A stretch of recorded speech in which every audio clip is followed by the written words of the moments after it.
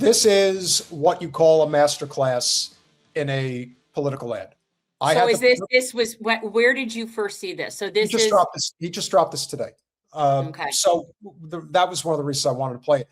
I had the pleasure of orchestrating one congressional ad for Jen when she ran the first time, and it was pretty good. And then there was an ad that we did that I forget who it was that you worked with that did the ad the second time around. Pat McGee. Pat McGee. He's amazing. Did a fantastic job. He's amazing. There is something to be said for putting solid political rhetoric into video form. This is one of them.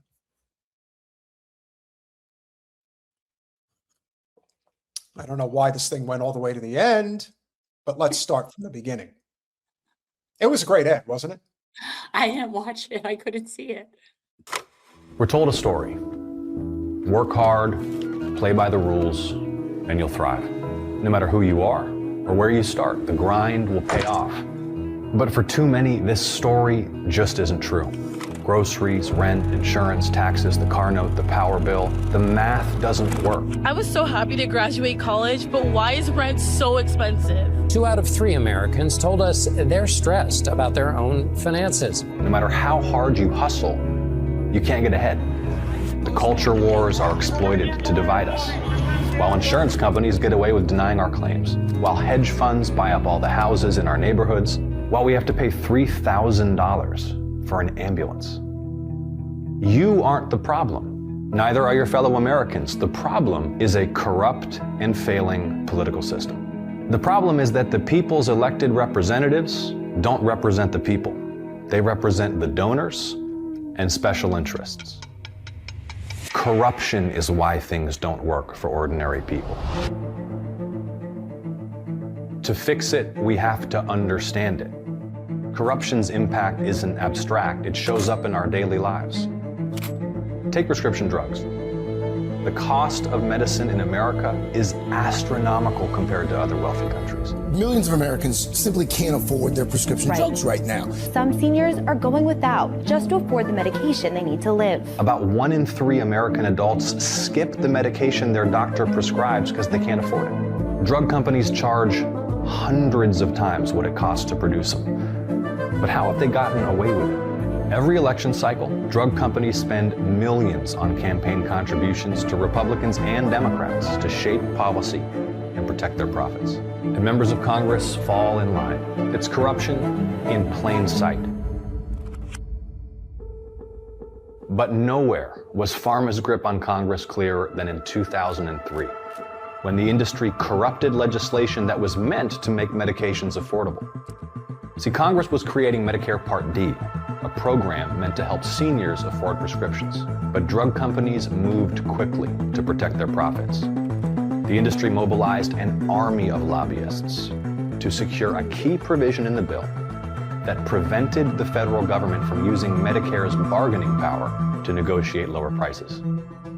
Other wealthy countries, they negotiate to get a better deal for their citizens. Our Congress banned that. And the result was predictable. American seniors ended up paying more than patients almost anywhere else. But the congressman who led the charge to protect Big Pharma, Billy Towson, he left Congress right after the bill passed to run one of the pharmaceutical industry's biggest lobbying powerhouses, earning more than $2 million a year. This doesn't look good. But you push this bill through that gets that produces a windfall for the drug companies, and then you go to work for the drug lobby at a salary of $2 million. If that looks bad, you have at it. That's the truth. I have so many problems with this whole thing. Yeah. I will get to that. We're going to dissect this. We're going to dissect this, but I will say this: lobbying is not the problem. Lobbying is not the problem. The money is the problem. Anywho, we'll get to that. Yeah. I mean, listen, you could lobby whatever you want, but if the lobbying involves bribery. Well, that's the thing. Think of it this way. Code Pink lobbies. When I was there with Doctors Against Genocide, we're lobbying. So people need to change that mind. The lobbying isn't the problem. You want lobbies because lobbies represent groups of people in different interests. We want that. We want the farmers. Not every farmer can get there.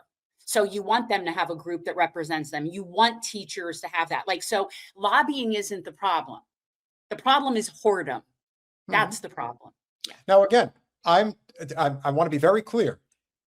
I know a good political ad when I see it. It doesn't mean that it's honest. It doesn't mean that they're not leaving out a very important part. You see, one of the big reasons why Obama caught so much fire in 2007 is because of the reaction that came in 2004, 2005 from Medicare Part D, which again is what set so many people back to the point in which we actually thought that there was a chance to get single payer in this country, or at a bare minimum, the public option. That's why when he said, when I run for president and I win, you're going to get yourself health care. And some health care we got, wasn't it? All right, let this play because I have comments. This is how the system has worked for a long time. But it doesn't have to, and it doesn't always. Tonight, for the first time, Medicare will finally negotiate with the drug companies to lower the prices. In 2022, I helped pass a bill that finally started to break Pharma's grip on Congress. Georgia seniors' out-of-pocket prescription costs are now capped at $2,000 per year. And the law also puts a $35 monthly cap on insulin costs for those with Medicare. That doesn't mean... I want to be very clear before we finish this out. It's nice that you did that, John. You did it for a very small, tiny part of the broken system. Now, if you're not up there full-throatedly, and I got to give credit to Tom Steyer, who's running for governor in California. He has said single-payer healthcare, and he said it on the debate. I haven't heard that come out of Ossoff's mouth, but yeah, we can get into this when this is over. The whole ad is, it's absurd. The problem is solved, but it's proof the system can be changed when there's the will to do it. This fight isn't just about politics. It isn't just about one man or one party. It's about power. Who has it and who our system serves. If we can break the grip of corruption, our politics can meet the people's needs instead of serving the wealthy and powerful. That's a fight we have to win. Okay. Big picture problem with this ad for me. This is no different than when someone like Debbie Wasserman Schultz goes after the gun lobby because she doesn't take money from them. Okay. So what they do is, so Ossoff, who takes PAC money, he takes PAC money. He takes corporate money, as far as I know. He takes PAC. I know he takes PAC money. I'm not sure all the PACs, but he takes money from J Street, which supports a genocide. Yeah, so he takes corporate money, which to me makes him a participant. Can we take this down? I'm trying to find this this image from the beginning that I just wanted people to see. Okay. So, because it's distracting. So, if he takes corporate money and he takes PAC money and he's on the take from whatever he's on the take for, where the fuck, John, do you get off on critiquing the people that are on the take from this industry? It's the same thing as Debbie going after people that take money from the NRA. I don't take gun lobby money. If you're taking money from industries to do their work, you're their whore, and picking and choosing which industries you're able to make a stand on because you don't get money from them isn't a flex. It just makes you look like a hypocrite. And J Street, okay, you're showing your whole ass. I mean, I'm gonna put that right there. If you take money from J Street, you are not serious. This is why you're one of the people that wants to have it both ways and doesn't want to take a stand because you have no sack. That's why. This is why you are either against the state of Israel or you're for it.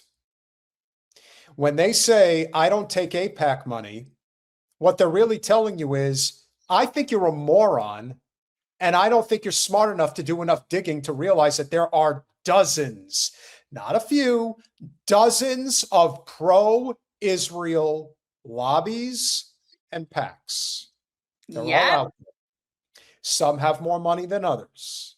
It is a known thing that the Jewish lobby or the Jewish Zionist lobby tends to lean much more towards the Democrats, whereas the Christian Zionist lobby tends to lean much more towards the Republicans. But it's all the same as far as I'm concerned. I don't really see any difference. And the reason I framed this particular photograph is because what you have to understand about capitalism, ladies and gentlemen, these people here, these people that work for Blackstone, that are standing in front of the New York Stock Exchange bell, these are everyday people.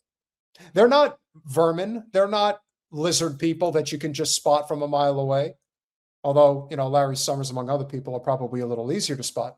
Point is, these are people who make a lot of money fucking over the average person. Yes. And they're very happy to do it. That's the big problem here. Yes. So thinking that there's any difference, there isn't. The distinction here, of course, is that They're all the same. what Ossoff was doing was very sleight of hand. Yes, the Democrats and the Republicans are bought by these systems, but How dare he come forward like he's some sort of healthcare savior? Where the fuck have you been, John? Because I don't remember you standing up and fighting for single payer with Bernie. I don't remember that. I don't remember you supporting single payer. I don't remember shit about that. So you don't take money from big pharma. So what? That makes you all that? I cannot stand people that just, they find one thing that they can latch onto where they are not, they're in corrupt in that one thing and somehow try to look like that they're doing something. Well, that's exactly what this is. This is just another rebrand. This is exactly what they do, because in the end, they will not give up the power. They won't do it. They will not run the risk. In fact, we have said this before, you actually have a much better chance of it being broken through the Republican ranks than the Democratic ranks, because the Democratic Party's disposition is always a knee jerk to go back and always assume that the blue team is less offensive or less bad than the red team.